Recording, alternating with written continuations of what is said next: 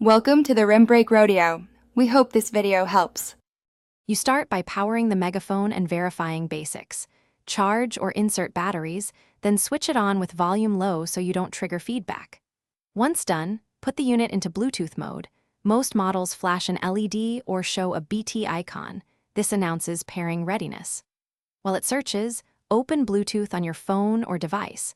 Make sure device Bluetooth is discoverable and not connected to other speakers. This concurrent setup speeds pairing and avoids common detection delays. Now you perform the pairing. Open Bluetooth settings on your phone, tablet, or laptop and scan. You should see the Megaphone listed by model or BT speaker name. Tap to connect and listen for a pairing tone or voice confirmation from the Megaphone.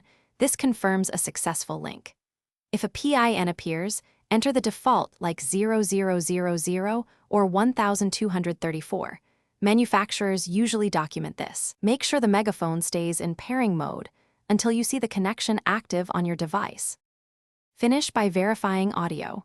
Play a short clip at low volume and increase slowly to the level you need because Megaphones amplify suddenly.